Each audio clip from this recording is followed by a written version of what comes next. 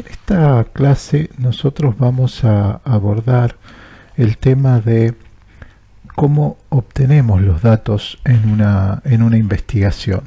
Y vamos a comenzar entonces planteando distintas fuentes de datos y diferenciando entre lo que serían los datos secundarios y los datos primarios.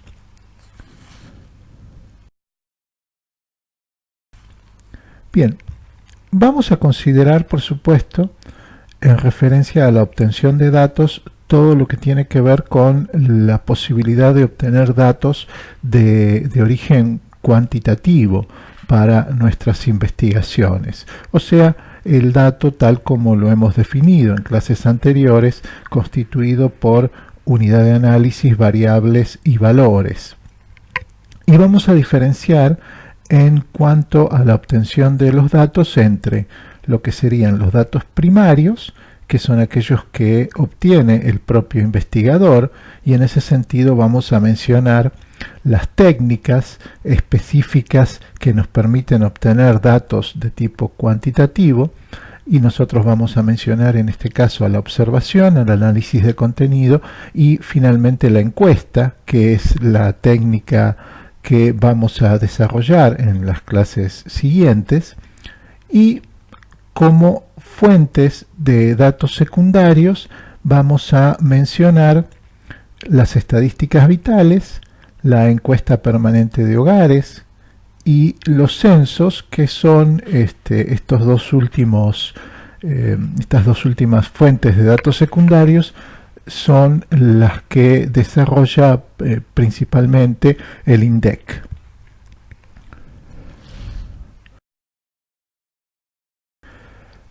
Los datos secundarios tienen una serie de ventajas en referencia a los datos primarios, y por supuesto también una serie de inconvenientes que es necesario considerar, ¿sí? Y que el científico debe tener en cuenta a la hora de pensar con qué tipo de datos va a trabajar en su investigación. Los datos secundarios vamos a definirlos como aquellos que no obtiene el propio investigador y que ya han sido generados para otra finalidad. Tienen muchas ventajas los datos secundarios, hay un acceso inmediato a ellos, el costo es mínimo, y en muchos casos son datos que un investigador por su propia cuenta no podría conseguir, ¿sí? Sobre todo aquellos datos que hacen referencia a las características de la población y que requieren tener acceso a un grupo numeroso de personas, o a una totalidad, como por ejemplo los datos del censo.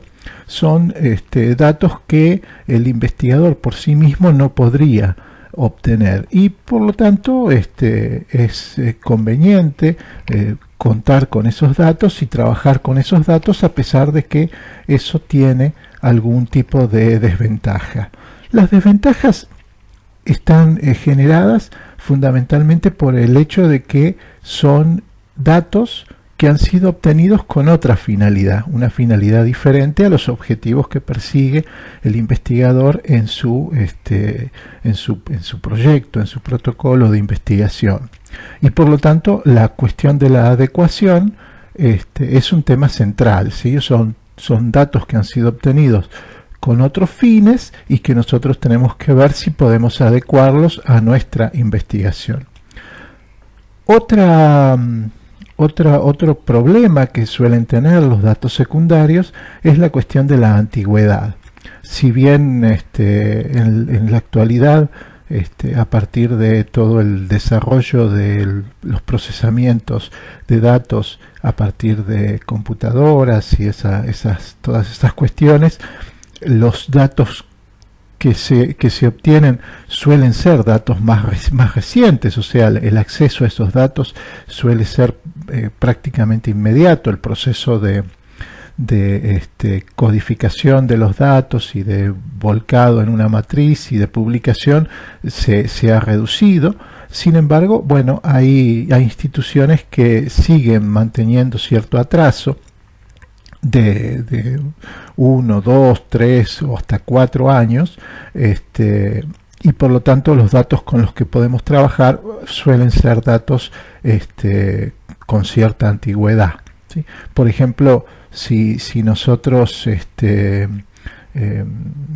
queremos trabajar con datos sobre estadísticas universitarias, la Universidad Nacional de Tucumán, que tiene una dirección de estadística, publica los datos, pero los publica con cierto retraso en cuanto al momento en que han sido recopilados, salvo el dato sobre el número de ingresantes por carrera, por ejemplo.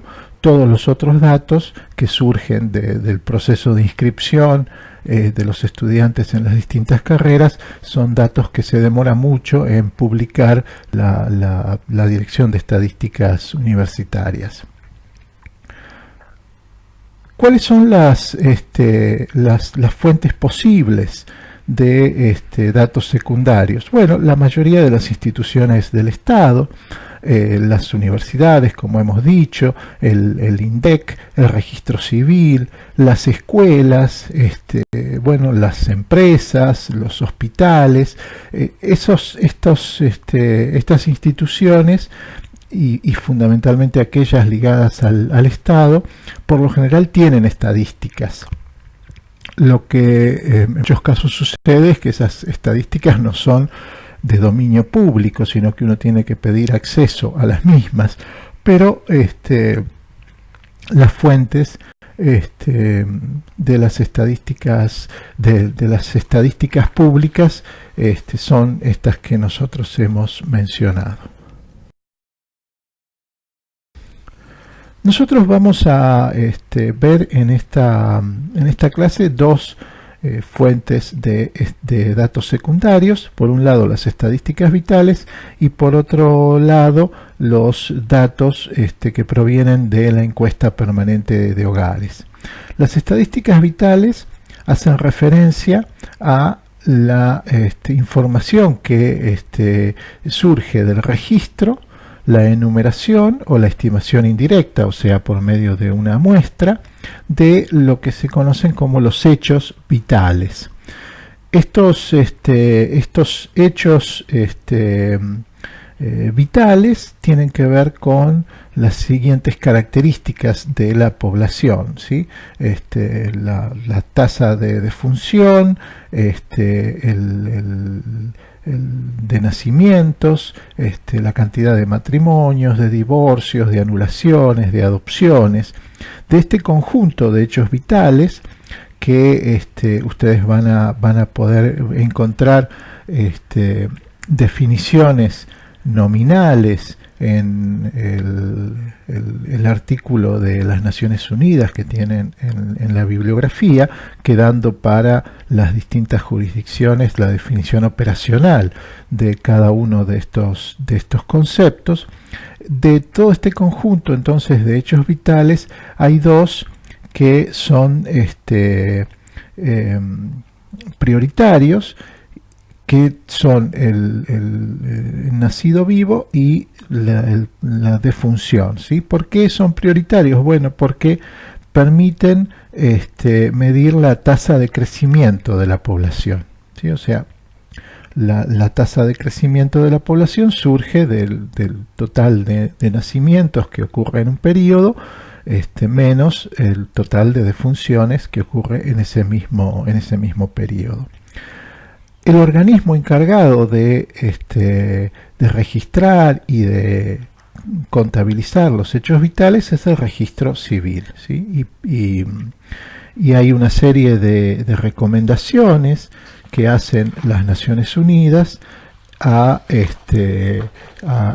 y que tienen que ver con la elaboración de estas estadísticas vitales, o sea, tratar de lograr una cobertura plena del conjunto de la población, toda el área geográfica, la continuidad en cuanto al registro, que permita reflejar las fluctuaciones que ocurren en cuanto a estos hechos vitales en un plazo de tiempo determinado. Deben garantizar la confidencialidad de los datos, o sea, el hecho de que los datos se usan únicamente para fines administrativos y estadísticos. Bueno, una serie de recomendaciones que, bueno, son las que se le hacen al organismo encargado de la obtención de estos datos, que es el registro. En cuanto a la fiabilidad de los datos, o sea, en cierto modo la validez, la adecuación de los datos, la forma en que refleja la realidad estos datos, nosotros nos vamos a encontrar con dos tipos de problemas que hacen a la fiabilidad del dato, y que son analizados de distinto modo de acuerdo a cuál es el problema que se presenta en cada uno de los casos. Y vamos a hacer referencia a problemas ligados a la exactitud cuantitativa y a la exactitud cualitativa. En cuanto a la exactitud cuantitativa, nosotros vamos a tener como problemas el grado de cobertura, o sea, la posibilidad de que se acceda y se pueda cubrir toda la población, y los problemas ligados a la infrainscripción y a la superinscripción.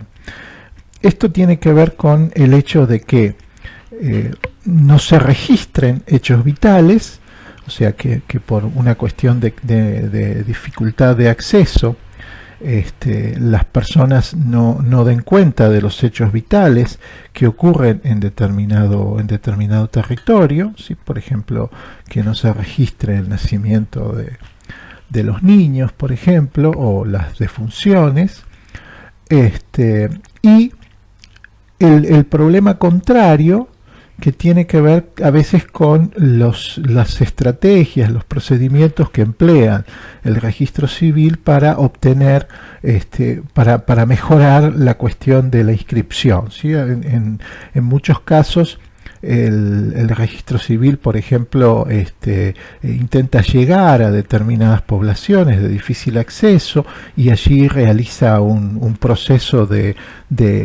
inscripción masiva, y muchas personas, muchas personas vuelven a inscribir hechos que ya habían sido inscriptos, y entonces se da una superinscripción.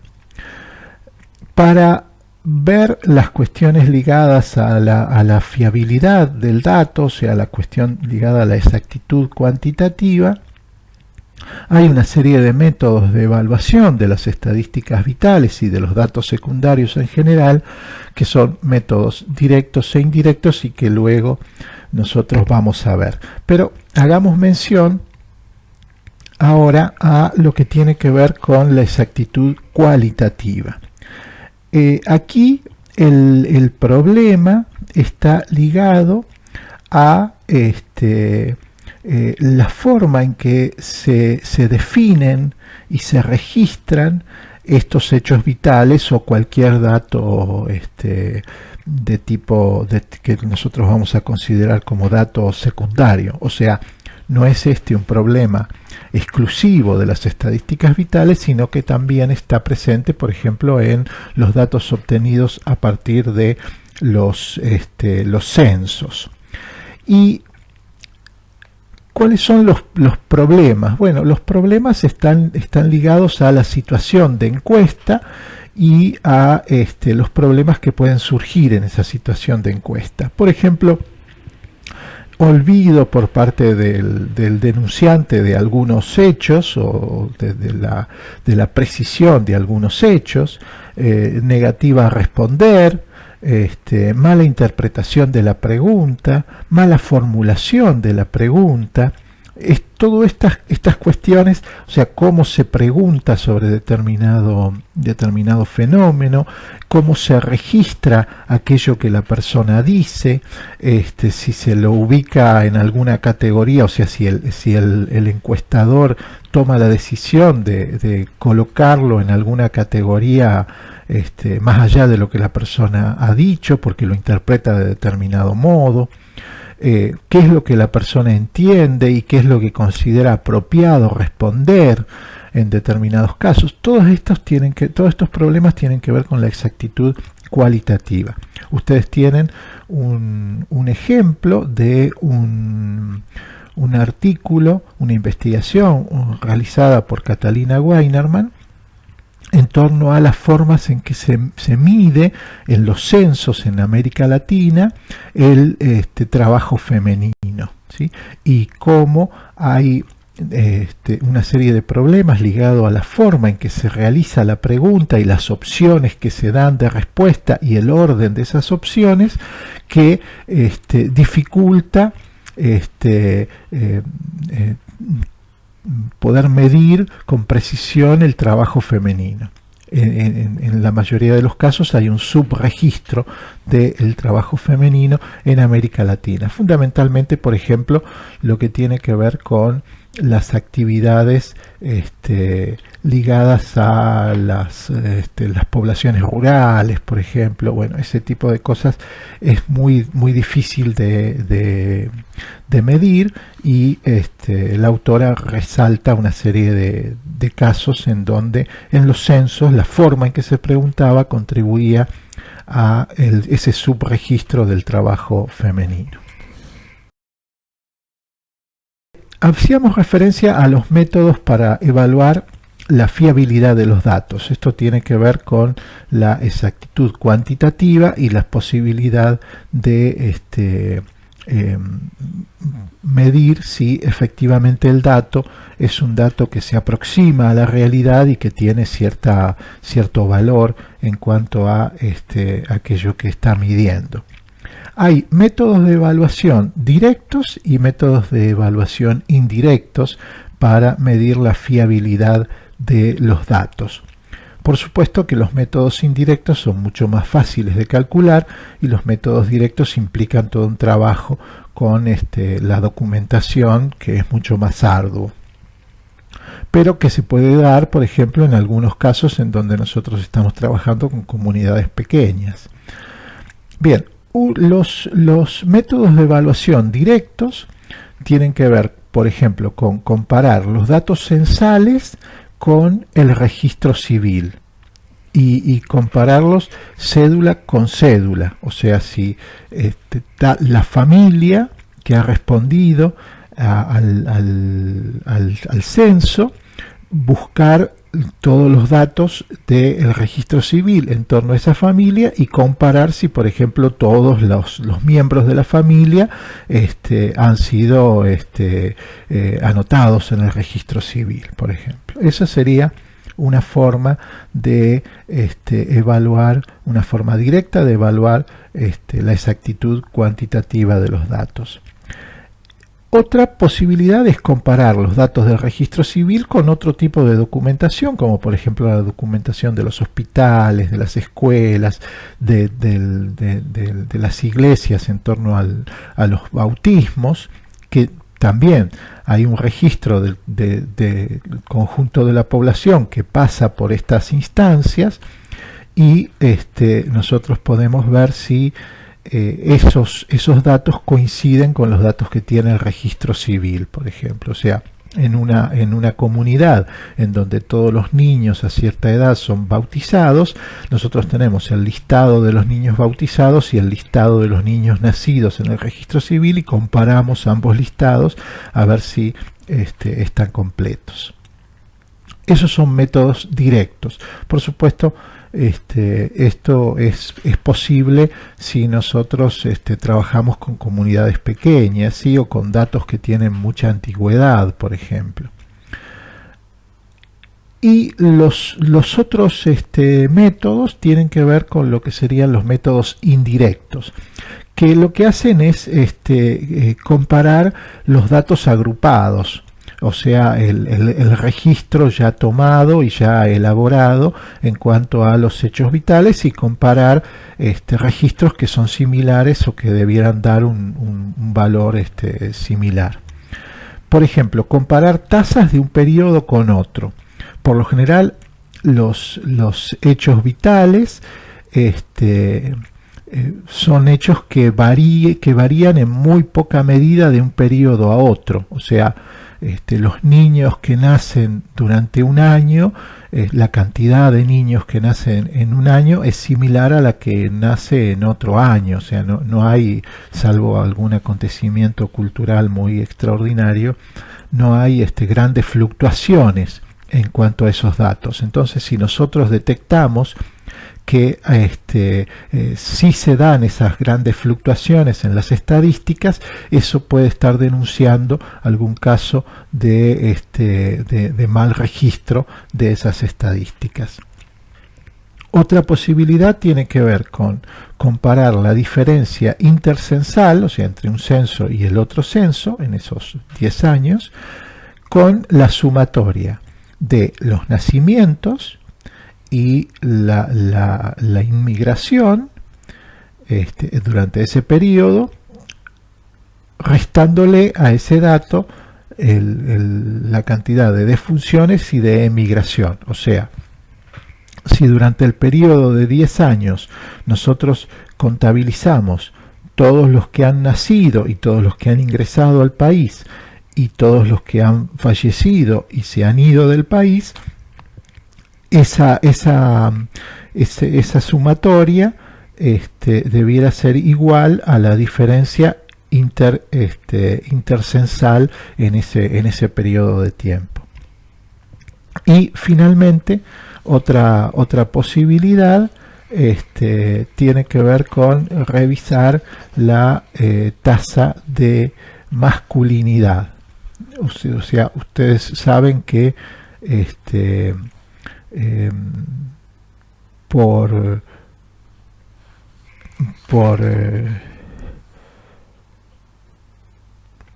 que estadísticamente nosotros nos encontramos con una proporción determinada de varones en referencia a las mujeres que nacen, ¿sí?